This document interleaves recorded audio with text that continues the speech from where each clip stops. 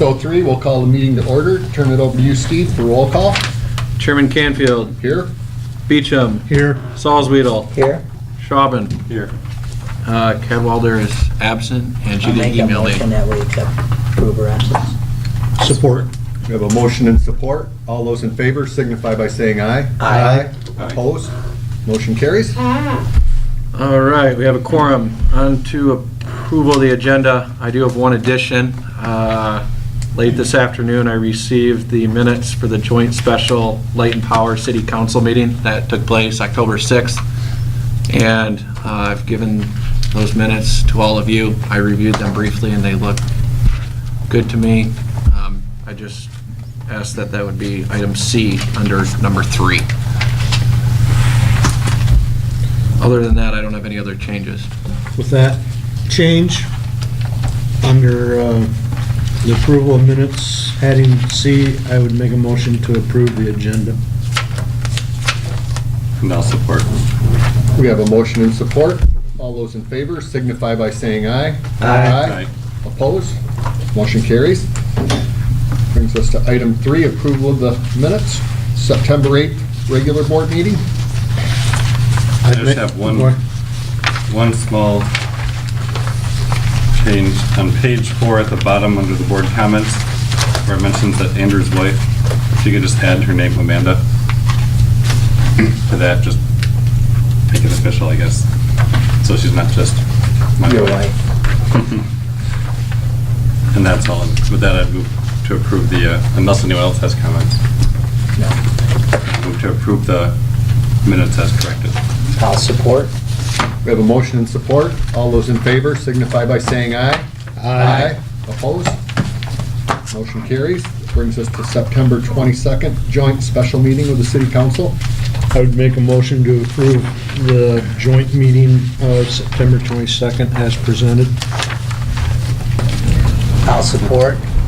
We have a motion and support. All those in favor signify by saying aye. Aye. Opposed? Motion carries.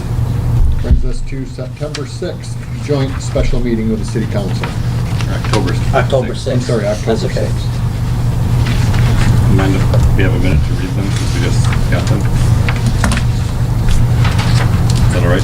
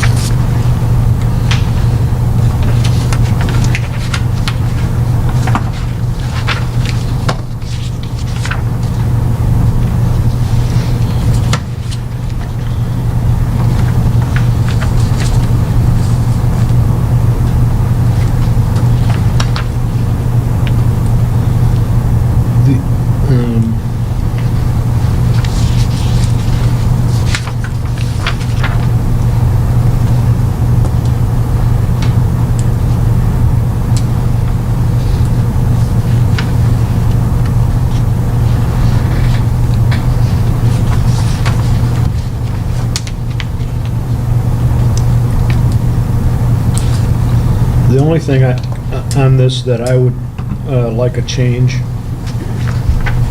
is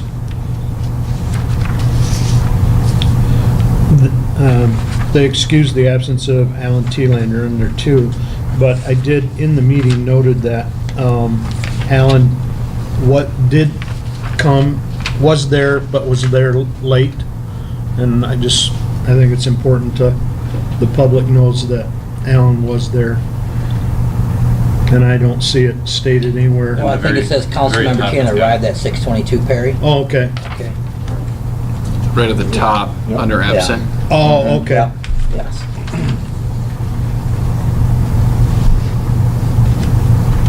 Guess I was, because I was reading down further when it said excuse, I don't know why she wrote it that way. I see where it was before, they noted it before Hodges excused the absence. I would make a motion to accept the special meeting with, joint meeting with City Council on Thursday, October 6, 2016. And I'll support. We have a motion and support. All those in favor signify by saying aye. Aye. Opposed? Motion carries. Brings us to public comment for items not on the agenda. Hearing none, we will move on to action items. Steve?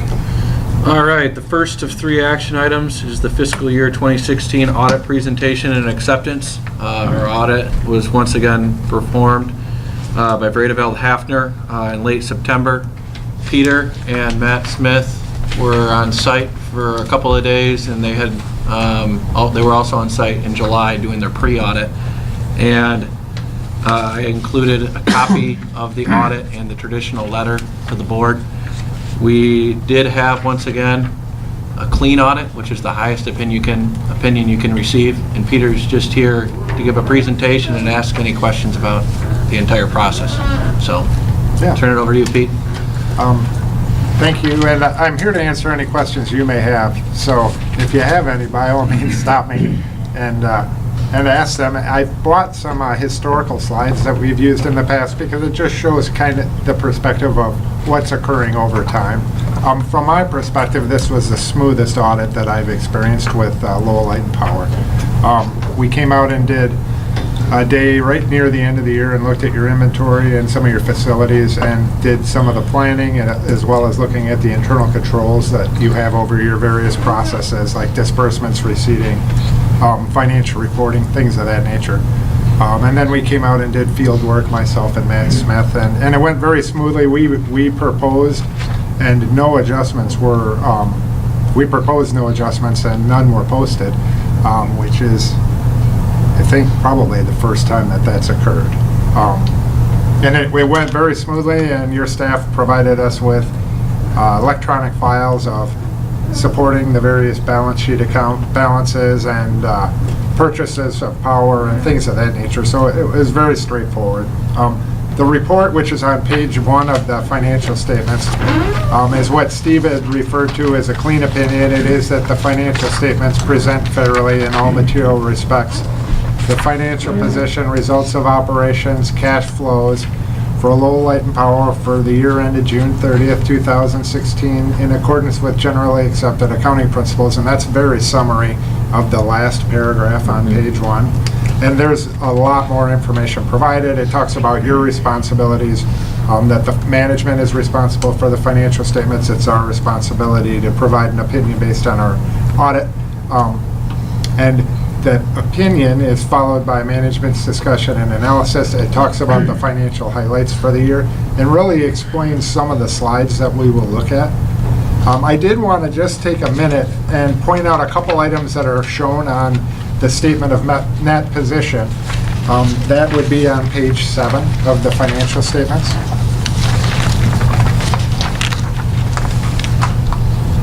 So preceding this document, the statement of net position, is management's discussion and analysis. We don't audit that information. We make sure that it's consistent with the financial information presented, the statements. But it's a good place to direct people who are interested in what's going on, because it talks about why did things change. But on page 7, I just wanted to point out a couple items.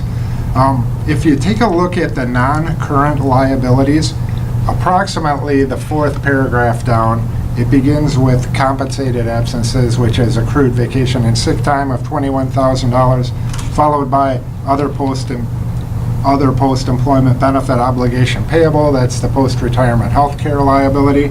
And then the net pension liability. And I just wanted to point out that that net pension liability went up this year. And there is a table in the required supplementary information section, and I can direct you to the page.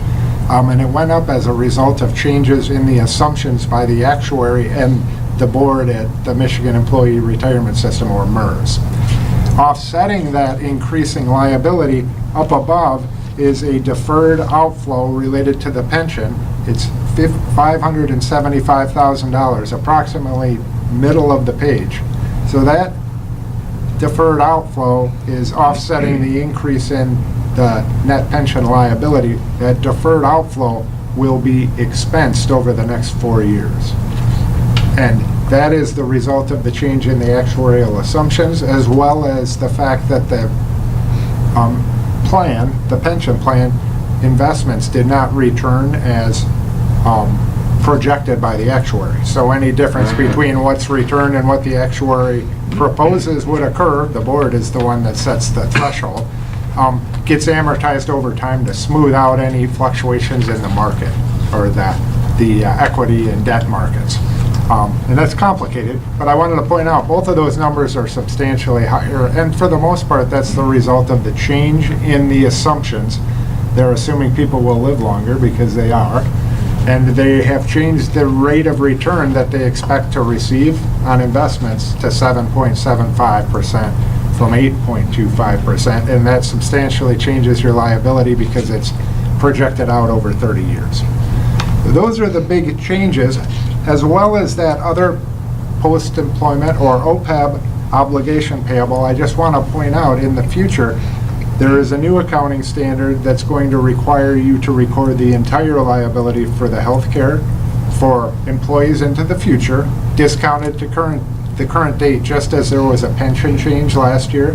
It's going to follow the same exact rules, but it's on its way, and I believe that'll be implemented not next year, but the following year. And then I would like you to turn one more page to page 9.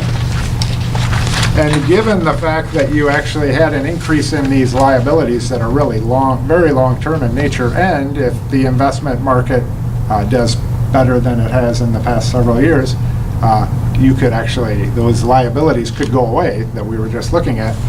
Despite those facts, this year you were able to provide net income of $687,000, which provides you with cash flow for investment in your gas turbines or infrastructure or things of that nature. So again, a positive year from your operations.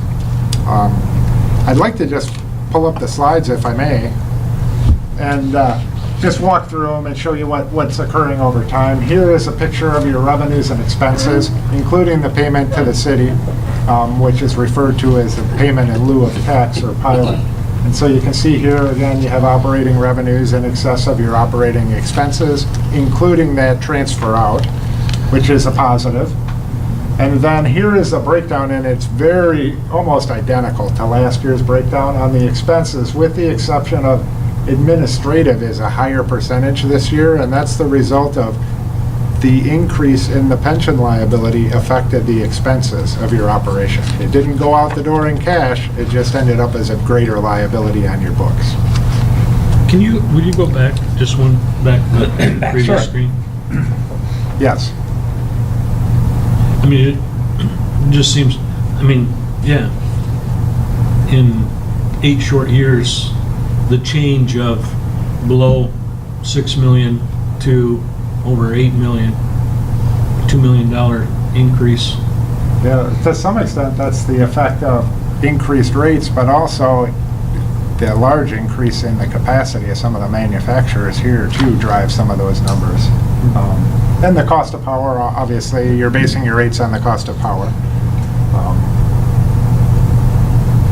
And I would note this year, you really didn't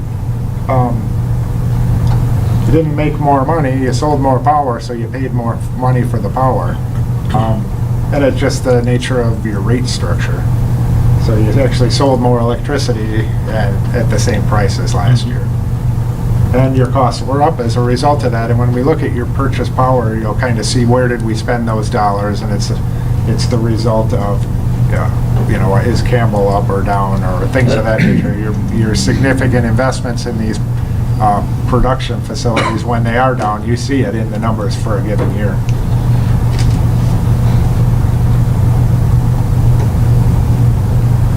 This is a breakdown of this slide, but just over time. And the only thing that it doesn't look different from 15 to 16 at all, with the exception of that line that is administrative.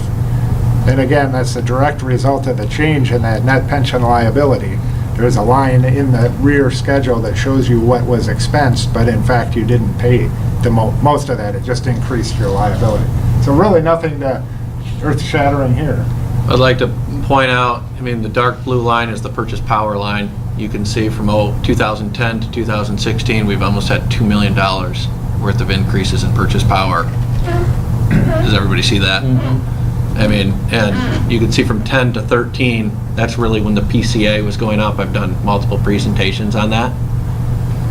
So naturally, you would expect like our PCA to have gone up like it did because we were incurring more power costs, because a lot of the coal plants had new additional like requirements to produce cleaner coal, so they were making additional capital investments in coal, and as a result, we were paying more for that through our purchase power bill. So just a comment. With Greg leaving, I know he was only here a quarter of the year. Will you see that go down in administrative costs? What did we do to offset him leaving? I know that we hired you, but I mean, you were here, but so what's that?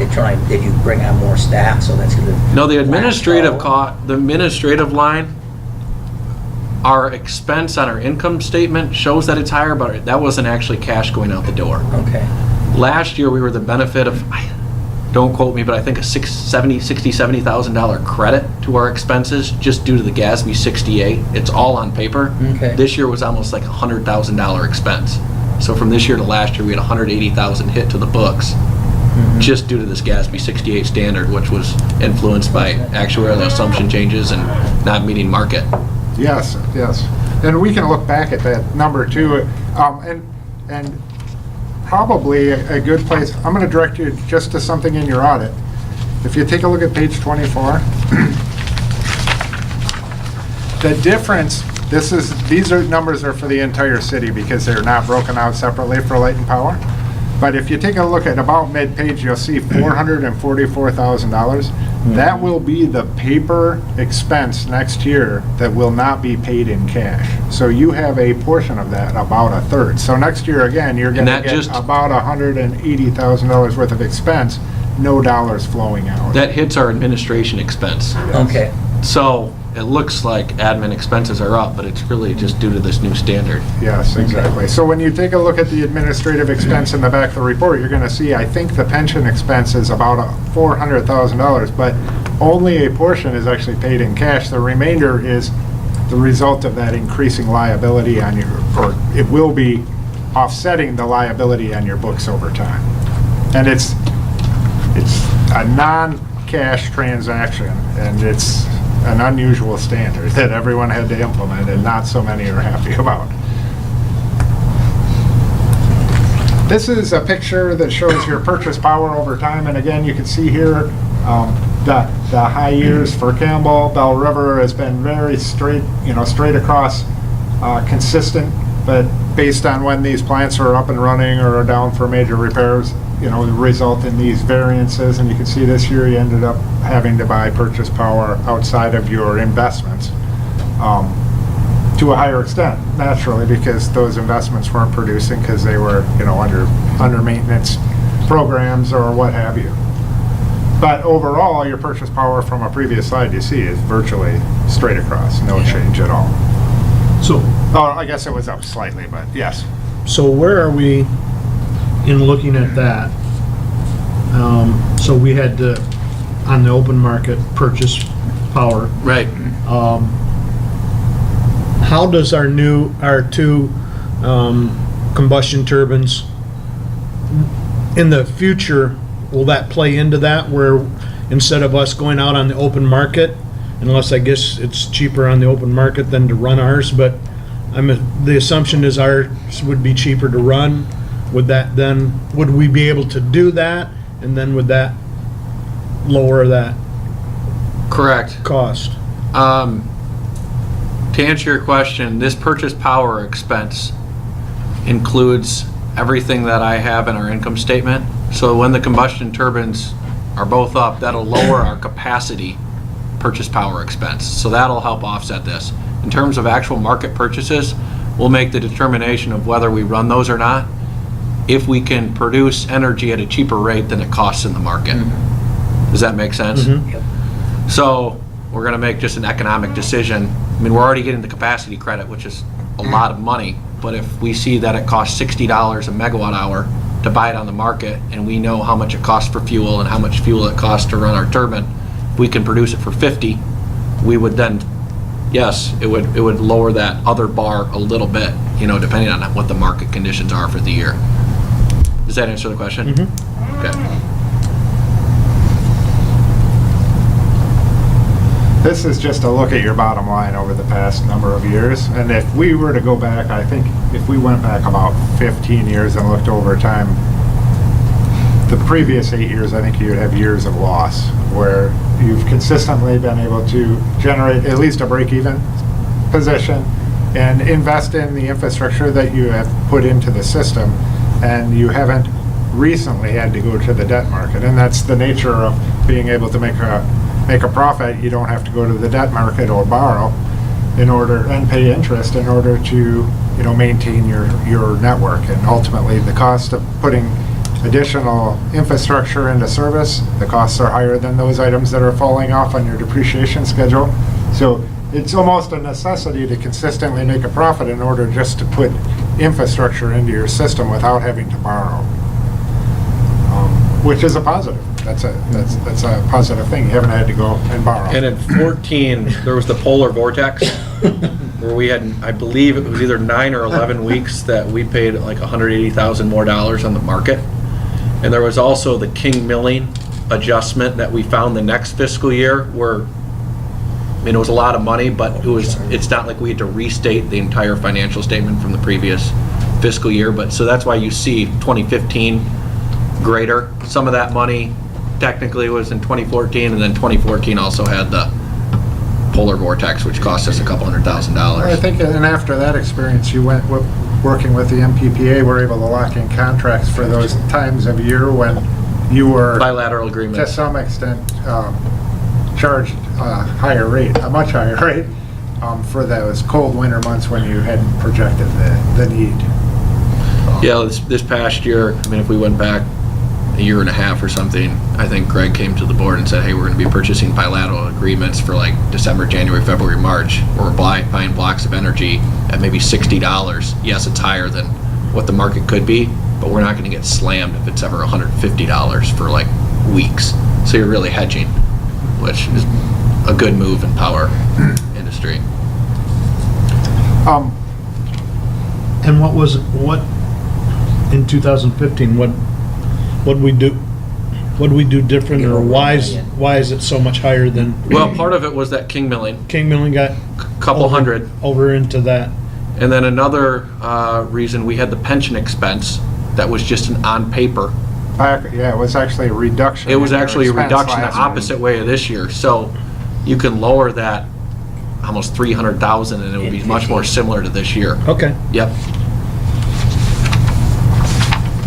If you are interested in your commitments that you have made to MPPA projects, there's a projection on page 25, and it just shows the extent that you're required to make payments on Bell River, Campbell, the combustion turbine, other projects that you're associated with, and it's a projection based on future debt service for those operations. But as you can see here, Bell River debt service is winding down, and that will be paid in full.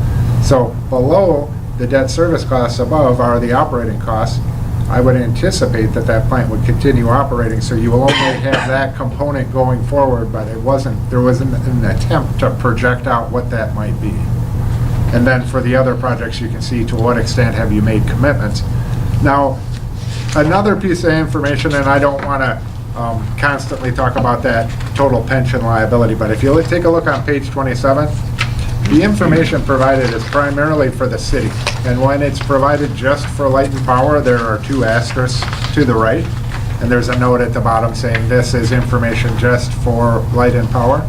But it gives you an idea in that 2015 column, and in 10 years, you'll have 10 years worth of data where you can see what is changing with the plan, and you can see there were substantial changes in 15 related to changes in expectations, the result of what was expected to be earned and what was earned. It came in short, as it came in short in 14, which pension plans typically do. They'll have a good year and then a bad year and a good year and a bad year. So should you have a good year, it'll help to offset that $180,000 that I was talking about earlier that's in a previous note.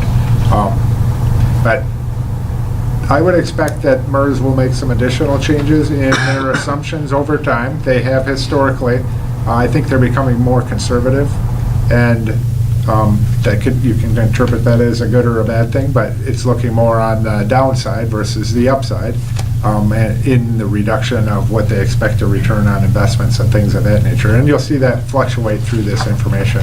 But again, this is for the entire city, so you see the entire city, the net pension liability is $5.5 million. And your share recorded on the books, you see, is $1.8 million, offset by that $545,000 deferred outflow that'll be amortized over the next 4 years. And you should expect to see this coming in the future for your other post-employment benefit plan, and I believe that's in 2 years you'll have to implement that standard.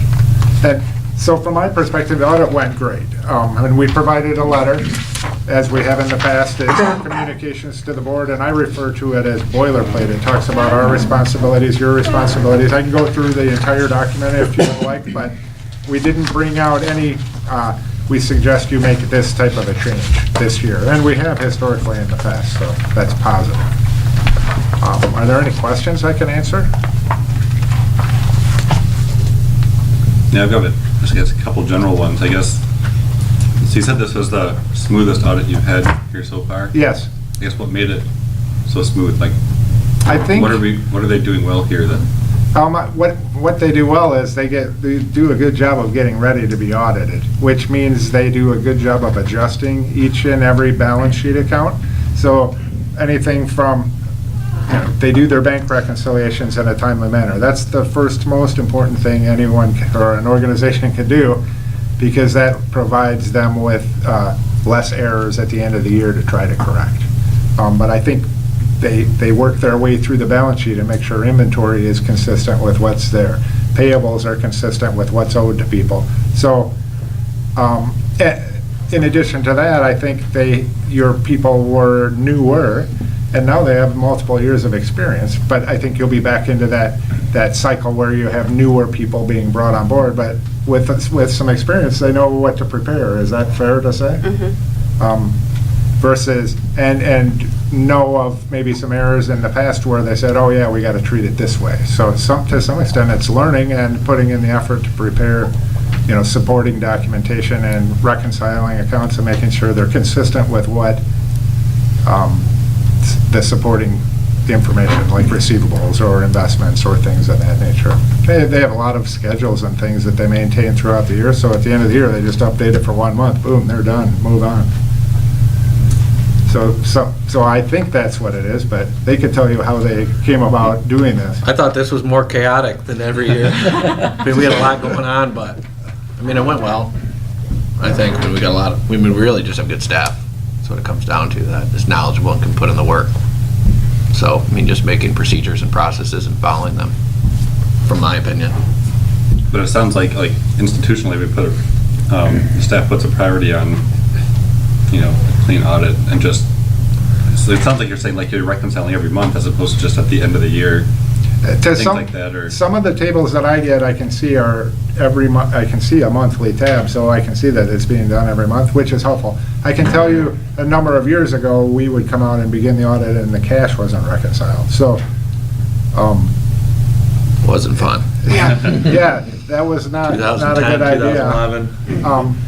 But by getting things done in a timely manner, and it is very prompt this year, I think, too. We were out here pretty early and got done pretty rapidly, and got your folks turned the report right back around to us and said, yep, we've reviewed it, we've made sure our numbers are the same, things of that nature, so it wasn't dragging things out, and that makes it smoother for me. Steve, I have a question for you. Yes. Last week when we met you down in Zeeland, we sat in a class. These numbers, do they look like they would meet within those criterias, or do you going to cover that? Yeah. Awesome, thanks. You want me to cover it now? I'm asking, if you're ready. Well, I had another just general Yep. question, kind Yeah. of a follow-up to what I had before, is just, what's one thing you think they could do better, or we could do better here? I have an opinion, but I guess this is just a thought for you. I don't know if it's something they could do better, but my thought is, you have a new director who was heavily involved in your audit. I haven't had that experience before. Your director was well aware of the audit, but he wasn't preparing schedules for it. So going forward, I don't know if you're anticipating continuing with that, or, providing your general manager with more opportunity to maybe be focusing more on your operations versus your accounting.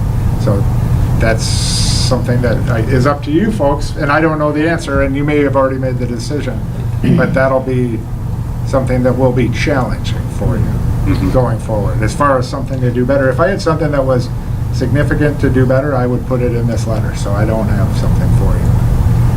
Okay. Well, the fact that to think about it is a good indication, so. Yeah, Cool, thank you. sure. I was gonna say our fixed assets, just creating nice schedules and knowing where they are. Where every fixed asset. Right. Yeah, They can never find you.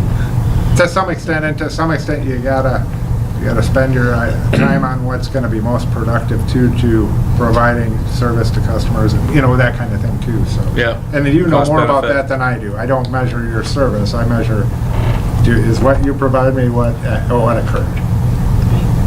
Right. I do have some key financial indicators. Jim and Tina attended the MMEA conference last Wednesday, and there was a couple classes geared to board members, specifically financial targets and key indicators that should be looked at on an annual basis, after the fact, at what happened during the audit, as well as during the budgeting process. And there were 3 things that they really targeted, and I have 3 or 4 other ones. But days cash on hand, they recommended looking at, and this is really taking your operating and maintenance expenses that actually hit cash flow. And for this year, I looked at our audit and I took away the OPEB because that's actually a non-cash expense on our books. And I divided that by our non-restricted cash on hand, and I got a factor of 3.08. When you take 365 days divided by 3.08, we're at 119 days cash on hand. They recommend us being between 90 and 180. And if you're going to go issue debt on the debt market, the new standard is even 205 days. So when I look at our cash on hand, that's something that, they say, a lot of people don't have any perspective. They see a couple $1 million in the bank. Is that too much? Is that too little? What does that mean? So this is kind of a good range where you can tell if you have too much cash or you don't have enough. And in the coming months, I'd like to discuss with the board about implementing a policy of a range that we should really target. I know we have something in the charter that says we have to have 10% of original plant cost in cash, and that number for this year is 2.018 million, so we surpassed that minimum number per charter requirements. But I think staff would recommend being in that 150 to 180 day range instead of the 105 to 120. But we are in the 90 to 180 day range that Utility Financial Services recommends. The second target they look at is the debt coverage ratio, and in our bond covenant we actually have a minimum ratio that we have to meet. If we don't meet this ratio, we're actually not in compliance, or we're in default of our bond even though we're making our payments. So they gave the example that you could be making your payments, you aren't meeting your debt coverage service ratio, no one's going to be come knocking on your door. But if you were ever go to the debt market again and tried to issue debt, they would look back at your history, and if they saw you weren't meeting that ratio, it would put you at risk in the future. Hey, this is Higher interest. right. And really, it's just the ability to afford your debt through normal cash flows. And they recommend a ratio of 1.2 to 1.4, and for this past fiscal year we're at 1.86, so very healthy. And the third target, and Peter touched on it actually, was a rate of return. A lot of people might say, why does a not-for-profit company need a rate of return? Really, you have to think every month or every year assets are depreciating, and if you only collect enough money to replace that asset when it was bought, not figuring that 20 years from now there's inflation or there's cost increases in that asset, when it comes time to replace that pole or transformer, you won't have the money in the bank if you're not earning some return every year. So really return is just calculated by taking your operating income less our pilot payment divided by the net book value of our plant. And our return was 7.74% this past year. A little high, they recommend 4 to 6, so we can look at tweaking that, but we are getting the return needed. And part of the reason we have a higher return is our system is roughly 60% depreciated, which is right on the line that they say you don't want your system, when you're at 60% depreciated, you should really be putting money back into your system because it's aging. And our system was just over 60% depreciated. A few other things that I know are key financial metrics is normally, unless you're doing huge projects like a transmission line or a substation for millions upon millions of dollars, where that will need to be paid for through issuing debt.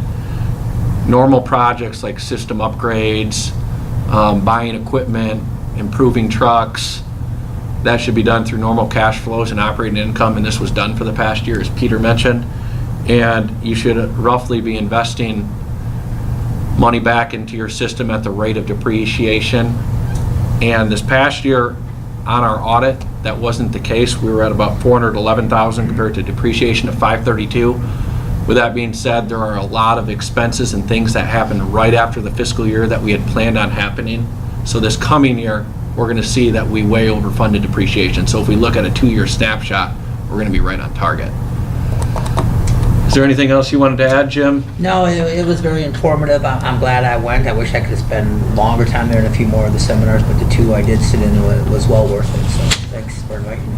Right, and I did present similar type targets to the council in April, just to give them a perspective of how staff develops the budget, that it's just not random, that there are key metrics and targets we should meet if we want to be financially healthy and a sustainable distribution system. So Good job. that's what I have on the key financial indicators. I'd be happy to send this to people or show you how I got the numbers, but I just did this today, so. I would make a motion to accept the audit, the 2000, for the year 2016. Support. We have a motion and support. If there's no further discussion, all those in favor signify by saying aye. Aye. Opposed? Motion carries. I just have one other quick Thank you, question on that. Your firm audits a lot of municipal. Yeah, we only work with governmental and not-for-profit organizations, and we audit a number of cities, probably 35 probably, and I think probably 5 with electric utilities. Okay. Just what's your qualitative assessment of where this one stands in terms of financial position and just how we're... Financial position? I think you're very solid, and the fact that you can put dollars back into your system is positive. The infrastructure and investment, when you ask me that question, what it makes me think in my mind is I live not 5 miles from here, so I'm very aware of what occurs here, and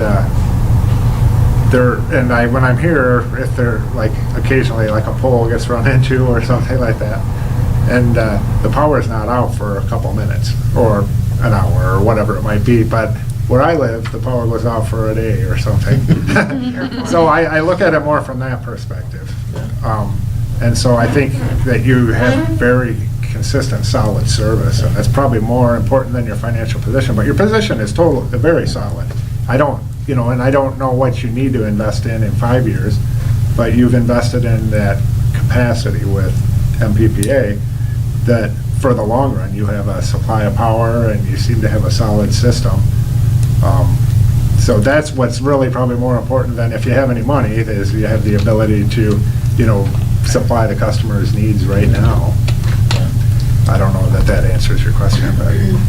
Yeah, I was just trying to get some insight, because obviously you've been auditing, and you look at all the other communities or electric utilities that Yes. that you've seen the whole spectrum of Yeah, I don't of see. things. And I just was kind of wondering where. I see a lot different spectrum when I'm auditing a government than electric utility. I will say that. When I'm auditing electric utility, every utility that I work with has a very solid financial position. Really? But not every government that I work with does.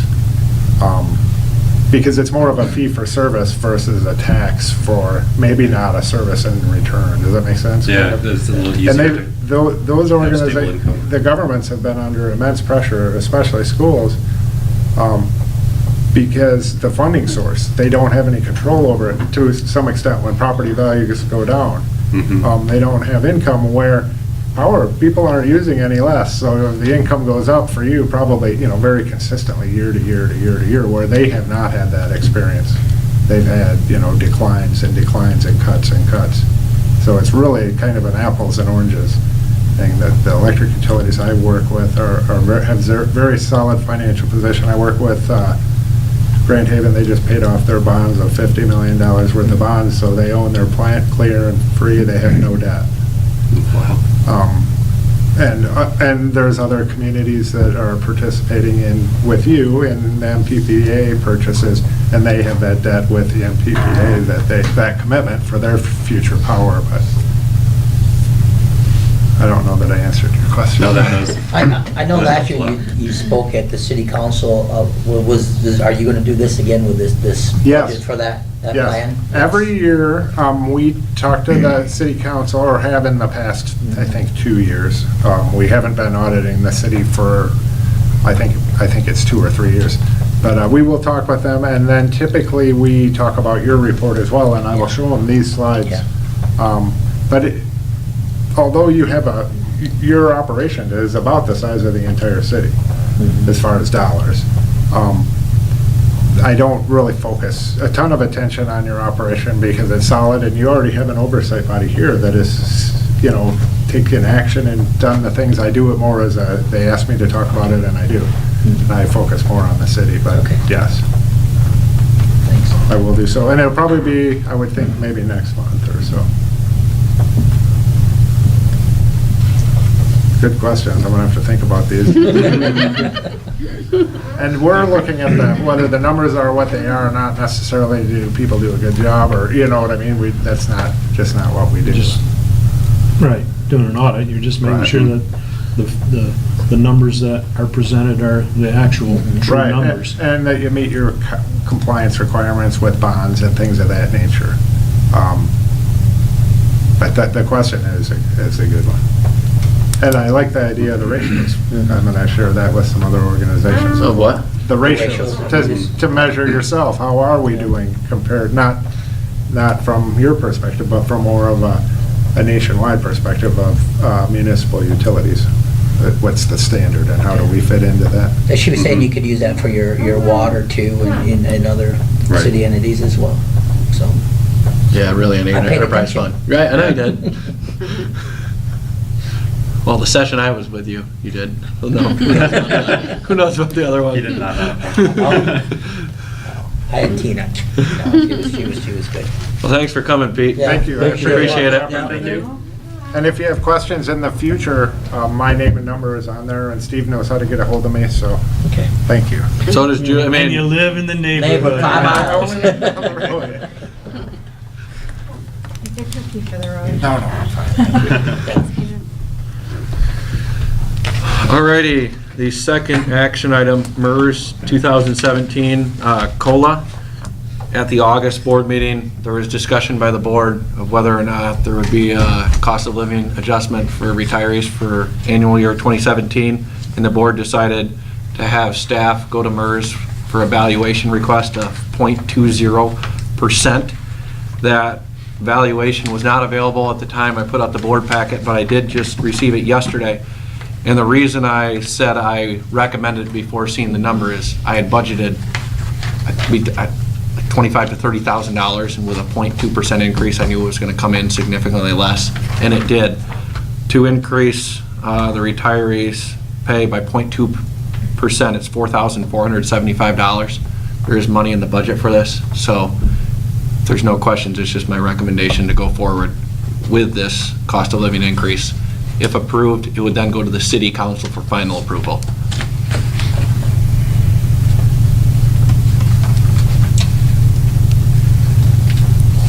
Yes, go ahead. I'd make a motion to move forward with the 0.2%. I'll support. I have a motion and support. If there's no further discussion, all those in favor signify by saying aye. Aye. Opposed? Motion carries. All right, last action item, the approval of labor and engineering for the Siemens combustion turbine from OnPower. Included in your packet is an invoice for $24,067.04. Number of months ago, the board approved a purchase order with OnPower for $226,900. $25,000 of that $226,900 was labor, and $201,900 was the control panel. And the estimate was that this will take care of the first $25,000 in labor, and the total will come in at $50,000. So we received an invoice for $49,000 less the $25,000 we've already paid, and that's how we get to the $24,067.04. So this work comes in completely on budget, and that's already been built in the capital plan.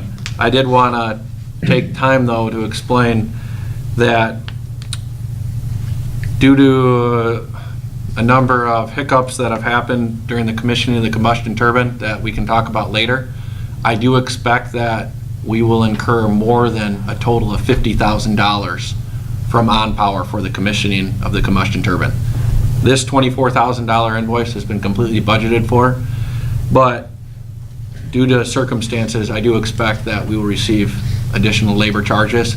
We will have the capital funds available. They just were not allocated to this specific project. That doesn't mean we have to redo our budget, because we get our budget approved per a total dollar amount with the Light and Power Board and City, and I break it down to how I expect it to go about each project. It looks like the SCADA project is going to come in $15,000 to $20,000 under budget, so there'll be funds available there, as well as there's IT and phone upgrades that we can make this year, or maybe we'll make next year, that we'll have money available. But I just wanted to let the board know that this invoice is within budget, but there will be money coming due that I had not planned for. So. And are you Do you have a gonna, rough- go ahead. Do you have like a rough ballpark of what that coming due? Well, for them to be on site is, depending on how many people, it can be $1,000 to $2,000 a day, and it could take 2 to 3 more days for them to commission the turbine once everything is done. I believe they were on site another day, so I would expect, 8 to 10. So it's on the 8 order to of 10. like 10,000 then? right, really, depending on, yeah, it's kind of a moving target. I mean, I hate to Yeah, I say it's understand. only going to be 8,000 if they're on site next day, and they bring an extra. Well, I was just trying to get a feel for, is it going to be another 25,000? No, Is it shouldn't be an extra 25. I'd be 2,000, shocked. Or, where is it? So Right. if it's on the order of 10,000 plus or minus 5, I guess. I mean, it gives me at least some range of what to expect. And Right. The And work that's- they have all done for this amount, has it all been done, tested, approved? There's no warranty labor guarantee back if something that they did under this 50 grand, he's come back and adjusted? Is that covered under any warranty that we got labor? I know when I deal with, I also have warranty contracts for labor performed. Is there anything that would cover this if they had to come back and redo something once they fire it up and, oh, this isn't right, now I go back and have to deal with it a second time? So the work they perform for this 50 has been checked, done, verified, it's That's what they're doing. 100%. That's what they're gonna charge us, the other $8,000 to $10,000 to check their work. Is that what you're It's to saying? finish commissioning the turbine. So Okay. they're really, I mean, there's so many moving components and Yeah. variables to this, and they're constantly checking. Okay. It's just the last 3 or 4, I mean, maybe Barney could speak to it. I mean, if we found they messed up, we would insist that they come and fix their Right, problem. I'm just saying we Free have of charge. Yeah. Yes. We've got something that, But well, they gave us an estimate of what it would cost without really having an idea. He said it could go way over or way under. okay. But here you're talking a new control panel with new technology and a 30-year-old turbine, 30-year-old, I understand Electronics. those, yeah. so it takes a little bit more to make these talk together than they were planning on, is what is happening. I know what it's like doing a door control in an old jail that's been there for 50 years, and now they want me to work with the new technology, and yes. Right. So there are some hiccups you just cannot foresee. That's right. Yep, thanks. But once they get complete, they will be, it will be done right. Awesome. I'd make a motion to approve the OnPower bill of $24,067.04. I'll support. Motion and support. All those in favor signify by saying aye. Opposed? Motion carries.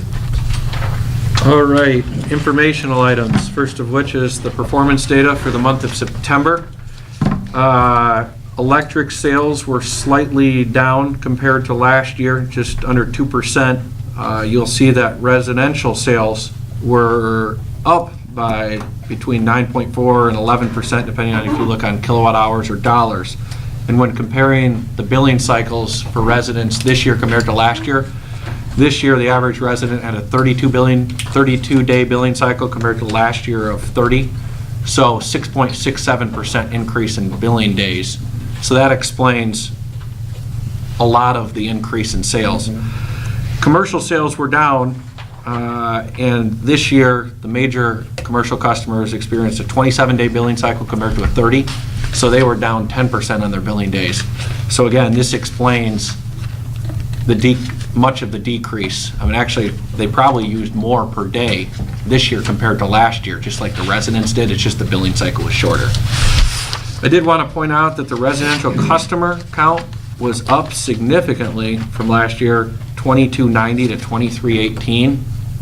And the reason for this is our new AMI system. We're now able to bill customers later in the month than we were when we read meters by hand. In previous months, we would read maybe between the 13th and 17th. So if somebody moved in the 16th, they might not have their meter read for the first time till the next month on the 16th. Now, we can go ahead and bill somebody at the very end of the month just by pressing a button on our computer and bill them for those first 12, 13, 14 days. So this number is reflective of how many residential customers receive bills. Does that make sense? And maybe I think it will, it'll fix itself, but this was just kind of an anomaly because this is the first time we were able to implement this. So I just wanted to point that out, but commercial customers were down 415 to 412. Moving to the middle of the page, you can see that July was a better month for sales compared to last year, and really we had a much hotter summer this past July than we did the previous year, and that's reflected again in the peak, 15.331 in August compared to last year of 13.922. No change in the billing statistics on the second half of the page. There will be a new quarter ending in October, so look for that next month. Going to the back of the page, you'll see that our cash position was up by just over 5%, and really that's due to that second line item, Huntington Bank, and this is where we fund all of our operations from. It's just our operating cash. And this just fluctuates as invoices come due or as a big customer does or doesn't pay us by the end of the month. So, I mean, it's really ever-changing depending on what comes due or what we have going on. Moving down to delinquents, the balance after shutoff was down. The third line balance from the previous month was down to 0. We haven't seen this in a while, but this is great and one of the most important numbers on this page. And if you go down to the aging analysis, pretty consistent besides the 1 to 30, and this is just due to one large commercial customer, and besides them, we would actually be below last month. So overall, in good shape here.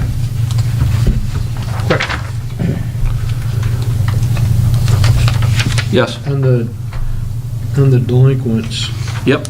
I mean, we're seeing the previous month was 6,804. And this month, it's 85. almost, not quite 2,000, but what's the big, to me, that's a big jump. A lot of that is actually people who get their final bills, and if you have a couple people with large balances on their final bills, they're inactive, and they just haven't paid them yet. So the story will be written in the next couple months from this jump. So right now they haven't had time to pay this final bill. So I'd have to dig down into the report and say, okay, obviously there's $1,700 that just became inactive. I would bet it's some large residential accounts or maybe even a commercial account that they're done. They had their final bill of $800 or something. Hopefully they pay it and this number will shoot right back down again. If it doesn't, then we have a problem with collections.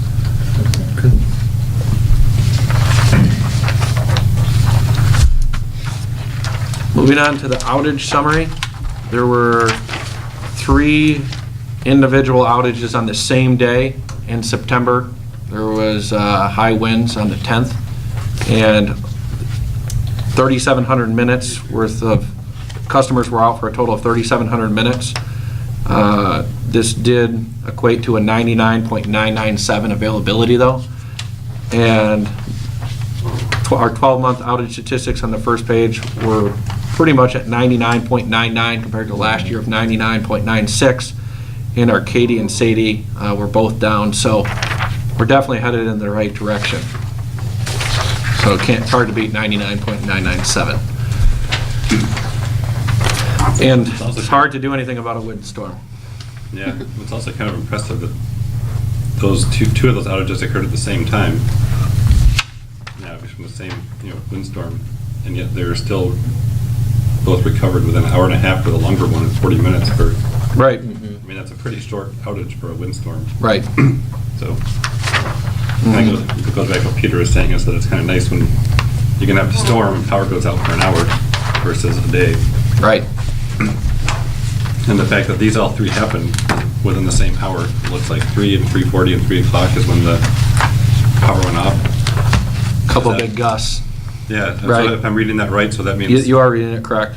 So there's 3 separate outages that occurred within an hour of each other, and within an hour and a half, they were all 3. Yeah, and when we write 3 care of. o'clock, right now, Yeah. until we have the, and we do have the AMI, we're gonna be able to get it to the second. I was gonna say, This yeah. is like, Meters, okay, yeah. we know, we gotta call approximately 3, and just for simplicity purposes, it might have happened Yeah. at 3:02, 2:57. Yeah. You know what I And mean? it's back on. Yeah, but I mean, regardless, it still shows enough that basically all at the same time, late afternoon, that 3 Correct. o'clock, 4 o'clock time period, 3 trees went down.